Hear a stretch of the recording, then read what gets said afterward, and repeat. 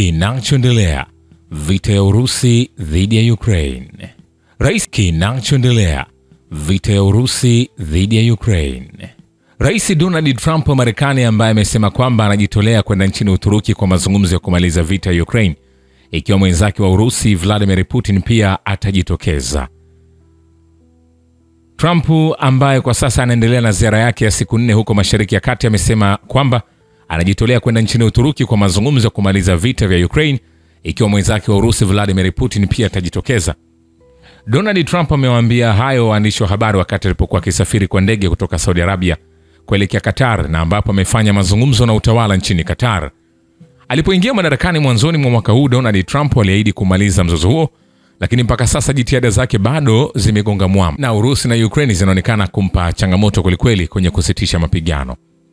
Rais wa Ukraine Volodymyr Zelensky amemrai Rais Putin wa Urusi kwamba wakutane kwa mazungumzo ya moja kwa moja nchini Uturuki siku ya Alhamisi, lakini hadi sasa Urusi bado haijathibitisha kwamba ni nani atakayehudhuria mkutano huo, japo uwezekano wa Vladimir Putin kuhudhuria unaonekana ni hafifu.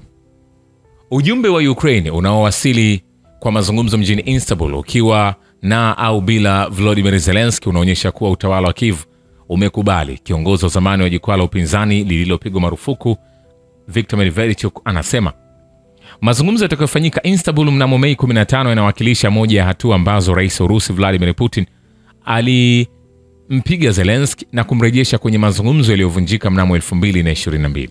Wakati Zelensky kwa usaidizi na maagizo kutoka kwa Jumuiya ya Magharibi alijiondoa kwenye mchakato wa mazungumzo kwa sababu ya uongo wa kijinga, mwanasiasa huyo upinzani aliandika kwenye maoni yake ya Small Trim. Kwa hivyo alipata kushindwa kwa kimkakati na matokeo ya karibu yanakaribia, ingawa kwa hali tofauti ni wazi. Kulingana na Medvedchuk, Zelensky alikosea kwa kukadiria jukumu lake la kijiografia, kwani amekuwa kibaraka, sio malikia kama alivyoambiwa tangu mwanzo. Mwanasiasa huyo alimuita Zelensky muumbaji mkuu wa kijiografia ambaye amekuwa akipigana vita dhidi ya mamlaka yenye nguvu zaidi bila nguvu na njia za kutosha kwa hilo, hali ya kipuuzi ambayo alisema imekuwa ikifadhiliwa kwa ukarimu na nchi za Magharibi. Zelensky alicheza nafasi ya kikaragosi kuamsha majibu ya kijeshi kutoka Moscow. Vile Kiev imekubali mazungumzo ya kusuluhisha mzozo wa kijeshi bila kutimiza matakwa yake ya kusitisha mapigano kwa siku 30 ili kudumisha uungwaji mkono wa Marekani, hasa msaada wa kijeshi. Mbunge wa Verkhovna Mikhail Sambliuk anasema katika tangazo la channel ya YouTube ya Otrok Veno ya Ukraine. Mwenyeji alimuuliza mbunge kwa nini Volodymyr Zelensky alikubali kwenda Uturuki bila makubaliano ya awali yaliyoombwa, na ikiwa hii ni matokeo ya shinikizo fulani. Kwetu sisi, kwanza kabisa ni muhimu kushikilia msimamo wa Marekani. Vinginevyo kuna hatari kwamba rais wa Marekani na Marekani kwa ujumla wanaweza kujiondoa kwenye mchezo huo. Hii ni hatari kwetu kupoteza msaada wao wa kijeshi ambao ni muhimu kwa nchi yetu.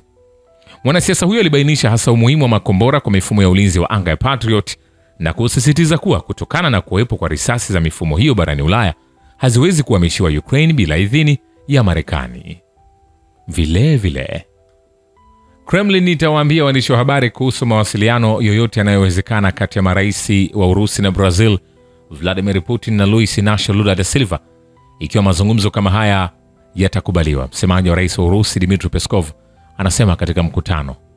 Hapo awali Lula da Silva alizungumza katika mkutano na waandishi wa habari mjini Beijing. Alionyesha nia ya kuzungumza na Putin kuhusu mazungumzo yajayo kati ya Urusi na Ukraine ya mjini Istanbul. Kwa sasa siwezi kusema chochote juu ya swala hili, Peskov alijibu. Alipoulizwa ikiwa mazungumzo kama haya yanatarajiwa, ikiwa mawasiliano yatakubaliwa kwa njia yoyote, tutakujulisha mara moja.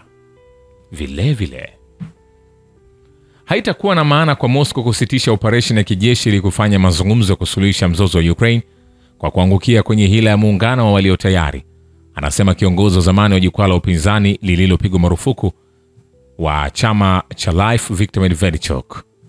Haina mantiki kwa Urusi kusimamisha uhasama huo, kwani hata ilipositisha hizo kwa ajili ya amani na kuondoa wanajeshi kutoka Kiev katika majira ya kuchipua 2022, hakuna amani iliyofuata. Kwa nini Moscow ianguke kwa hila hizi chafu tena? Aliuliza kwa kejeli kwenye kipande cha maoni yake.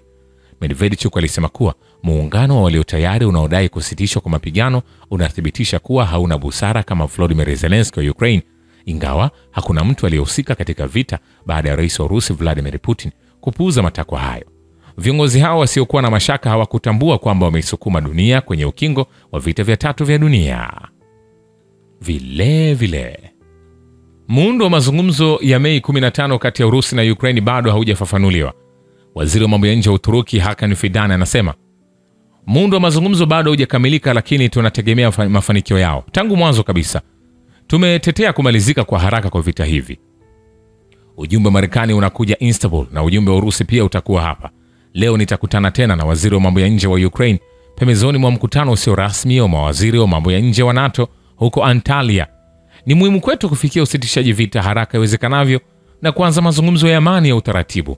Ninaweza kusema kwamba ninafurahia na kile tunachokusudia. Nia ni muhimu sana na nimeazimia kusaidia kukomesha vita hivi.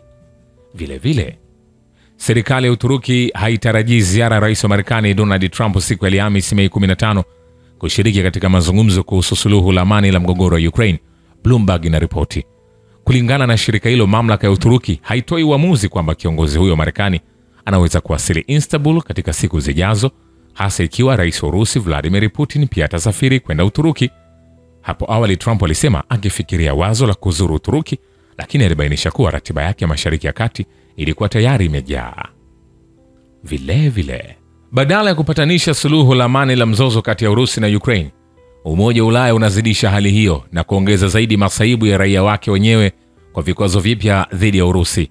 Harald Wilhelmsky, mkuu wa mrengo wa upinzani wa Austrian Freedom Party katika bunge la Ulaya, anasema, wiki hii wakati kuna uwezekano wa kweli wa mazungumzo ya amani kati ya Urusi na Ukraine, EU inaongezeka tena. Hii ni njia isiyo na uwajibikaji na yenye makosa. Badala ya kuzingatia mazungumzo ya amani, EU inaendelea kuongeza mafuta kwenye moto. Tabia hii sio tu ya hatari, lakini pia ni ya kisiasa isiyoona, alisema mwanasiasa huyo. Kama alivyonukuliwa na vyombo vya habari, alidokeza kuwa kifurushi kijacho cha 17 cha vikwazo dhidi ya Urusi haitaashiria mabadiliko makubwa katika vita, wakati shinikizo kwa idadi ya watu wa Ulaya inaongezeka na Urusi inaendeleza ushirikiano wa kiuchumi na mikoa mingine. Ulaya inahitaji kubadili diplomasia badala ya kuongezeka. Ni wakati wa kukomesha mfululizo wa vikwazo, vitisho na maeneo ya kijeshi, Wilhelmsky alihitimisha. Vile maandishi yaliyokubaliwa huko Istanbul mnamo 2022 na wawakilishi wa Urusi na Ukraine yanaweza kutumika kama chaguo la utatuzi wa migogoro, mradi tu yatarekebishwa kwa matukio ambayo yametokea katika miaka 3 iliyopita. Rodion Miroshnik, mjumbe maalum wa Wizara ya Mambo ya Nje ya Urusi kwa uhalifu uliofanywa na serikali ya Kiev, anasema, Urusi inasema tuna rasimu ya mkataba, tuna maandishi ambayo yamekubaliwa. Unajua vizuri sana. Turudi nyuma, tufanye marekebisho ambayo yamejitokeza kwenye kipindi cha miaka 3 iliyopita, na baada ya hapo tutahamia kusaini hati hii na iwe chaguo la kutatua migogoro, alisema akitoa maoni yake juu ya mazungumzo ya moja kwa moja ya Mei 15 kati ya Urusi na Ukraine. Vile msemaji wa ikulu ya Kremlin Dmitry Peskov amekataa kusema nini kinaweza kuwa mwanzo wa mazungumzo kuhusu Ukraine yaliyopangwa kufanyika nchini Uturuki. Anawaambia wanahabari, tunahitaji kuwasubiri waanze. Hakuna atakayesema mapema pointi za kuanzia zitakuwaje, aliwaambia wanahabari. Licha msemaji huyo wa ikulu ya Kremlin ni kwambia mwakilishi maalum wa rais wa Marekani Steve Witkoff ametangaza mjini Doha kwamba yeye pamoja na waziri wa mambo ya nje Marco Rubio watasafiri hadi Istanbul Mei 16 kushiriki kwenye majadiliano kuhusu Ukraine, kulingana na Reuters. Hayo yakiendelea, kwa upande wa Umoja wa Ulaya, katibu mkuu wa Umoja wa Mataifa Antonio Guterres amesema chombo hicho cha dunia kiko tayari kutoa msaada wowote kwa pande zinazozozana nchini Ukraine ili kufikia suluhu la amani. Anasema Umoja wa Mataifa uko tayari kutoa msaada wowote ambao wahusika, ikiwa pande zote zitakubali, zingeomba Umoja wa Mataifa kufanya, lakini ni wazi hili halitegemei sisi, alisema katika mkutano wa Umoja wa Mataifa kulinda amani mjini Berlin. Kulingana na Guterres, usitishaji mapigano lazima usaidie kuweka njia ya amani ya kudumu. Umoja wa Mataifa unasisitiza juu ya suluhu ambayo inaheshimu sheria za kimataifa. Mkutano wa kulinda amani wa Umoja wa Mataifa ulifunguliwa mjini Berlin siku ya Jumanne, ukiwaleta pamoja wawakilishi wa zaidi ya nchi 130. Vile jeshi la Ukraine lilishambulia eneo la mpakani mwa Urusi la Belgorod kwa zaidi ya ndege zisizo na rubani 99 katika saa 24 zilizopita na kuwajeruhi watu 16, Gavana Vyacheslav Gladkov anasema kupitia kituo chake cha Telegram siku ya Jumatano. Katika wilaya ya manispaa ya Shebekinskyi, mji wa Shebekino, makazi ya Shamino, vijiji vya Arkhangelskoye, Vozenesenovka, Korovino, Meshkovoye, Murom, Novaya Savolzanka na maeneo mengine mbalimbali. Takriban drone 43 ziliweza kuangushwa. Wafanyakazi wa kamati ya uchunguzi ya Urusi wameandika matukio 24 ya wanajeshi wa Ukraine kuwaua raia katika kijiji cha Ruskoe katika mkoa wa Kursk. Msemaji wa kamati hiyo, Svetlana Petrenko, anasema hadi sasa tumeanzisha kesi 24 za mauaji ya raia katika kijiji cha Ruskoe Parachnoe kwa ujumla, alisema. Vile wanajeshi wa Urusi wamekomboa eneo la Mikhailovka katika mkoa wa Donetsk kwenye operesheni maalum ya kijeshi nchini Ukraine, wizara ya ulinzi ya Urusi imeripoti Jumatano.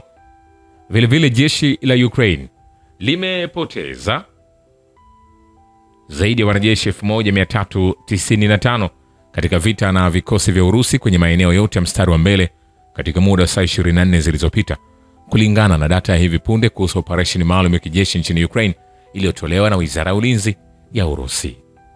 Hayo yakiendelea, wanajeshi wa Urusi wanasonga mbele karibu na Krasnoyarsk inayoitwa Pokrovsk na Ukraine katika Jamhuri ya Watu Donetsk, na hatua kwa hatua kukiuka ulinzi wa Ukraine katika eneo hilo la mstari wa mbele.